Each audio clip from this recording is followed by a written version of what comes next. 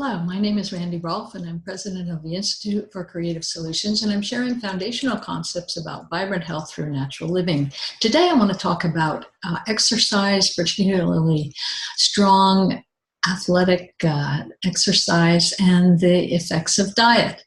And there was a wonderful article in Runner's World recently about how many distance runners and extreme runners tend to forget about diet. There's kind of a myth that if you're a strong enough runner and you don't put on any weight, that you can almost eat anything because it'll burn up when you're taxing your body so steadily with exercise. However, they're finding that runners who don't eat well do end up with chronic conditions pretty much like everybody else without putting on a lot of weight. So I want to read something from Dr. Erin Bagish, who's director of the Cardiovascular Performance Program at Massachusetts General Hospital Heart Center, and also an associate professor of medicine at Harvard Medical School. And he has many top athletes as his customers. And what he's found is that they do in their 50s and 60s end up with the same kinds of problems as other people when they don't look out for their diets. And he says the main problem is they're often overdoing it on refined carbohydrates through their running years. Because they're burning so many calories, but they're actually causing long-term problems for themselves. He says he especially complains about the white bread, white pasta, white rice, and refined sugars of all kinds. He says eat large portions of these and the body turns them into bad molecules, bad types of fat, bad oxidative sugar species, things that do a lot of damage to the heart vessels.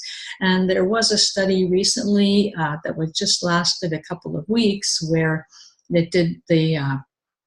didn't seem to be a fat buildup or inflammation processes in extreme athletes, but it was a very short study. And as he points out, it's a process that starts when we're young and it gradually accelerates over time. People don't feel symptoms until the disease is already quite pronounced and progressed.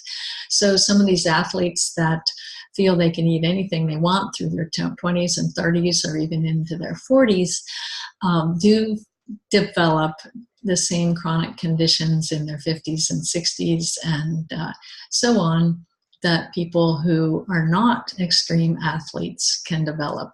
So you're not going to be able to just eat whatever is put in front of you or whatever you crave just because you're a really active athlete. Now, that's nothing to say bad about being a performer athletically or sports-wise or really active, and certainly exercise is really important for the muscles, for the lymph system, for clearing the brain, clearing the blood.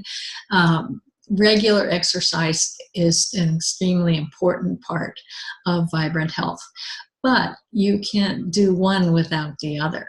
You can't eat perfectly and never move your body, or move your body all the time and not look out for your diet. So that's it for today.